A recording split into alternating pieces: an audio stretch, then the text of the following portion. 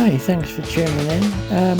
We're just looking at the Allison milling machine that I showed in my last vlog. This is like the following day and I've got it in. I'll start off with a little clip just to show it when it first arrived at 12 o'clock at night, but we're giving it a good clean up and checking it out and getting it ready for work. So here we go. Here she is, look, little bastard. I mean, little beauty. Hey, in all the glory. Try and get her squeezed in down that end. It's smaller in real life, not for the first time. See what we can do. So we're right down to it, and there's an end plate that I've undone, and it leads through to this channel that sits above the suds tank, and that's a catch channel, right? So I found one of the gauzes on mesh in there when I've had it apart and cleared a load of crap out. What struck me as ingenious is that it's got its own rodding system. Look, it's got that on the end that you have to wheel out, and it just fits it up the hole like, and then you rod it out. I'm yet to find the other little bit of cover, but it might be in there yet. Oh, we've cleaned it. Not gone mad. It's not a museum piece, is it? We're not restoring it. It's going to get put to use.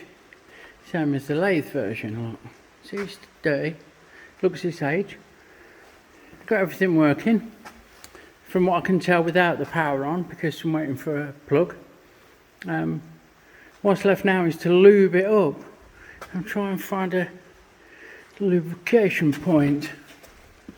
If you can see, I don't think you can, it's a bit grainy, but down there's a lubrication point. There's one there. And people grease them, and they need oil, not grease.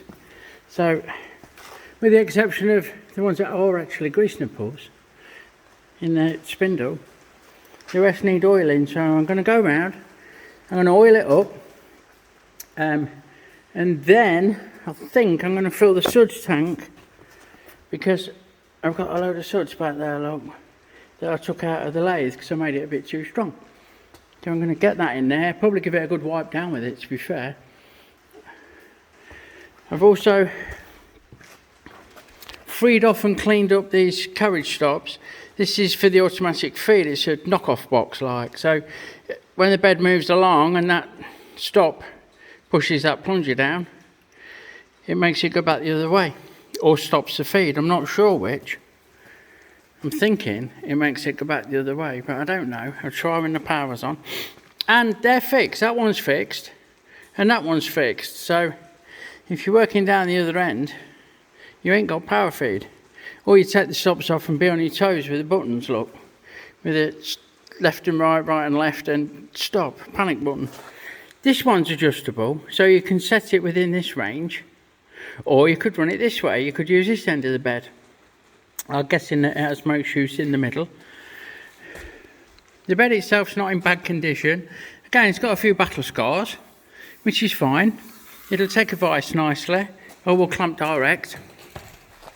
So it's time to oil it up, suds it up, and put it to bed for the day. Another quick little job, before I put the suds in. I've oiled everything, by the way. See the drips of oil? Where it's come through, and wound it in and out and up and down. I'm out of breath. I need to adjust the tension on this low volt work lamp and order a 50 volt bulb, which is really unusual in the UK. This return pipe for the suds, fucking hell, it's rock hard. It's gone really stiff, and obviously it's come off this beautiful cast brass, bronze, whatever it is, spigot. So I'm going to use hot air gun, give it a warm up, hopefully manipulate it back into place. There we have it. I've tried to curl it and tuck it in. Obviously it's got to move back in and out, it's got to move this way, left and right like, so it needs a bit of something in it. At the same time, you don't want to be catching it on your holster as you're walking by, do you? You know what I mean? So about over this now. Just need to adjust the lamp, get a bulb, sort the electrics out.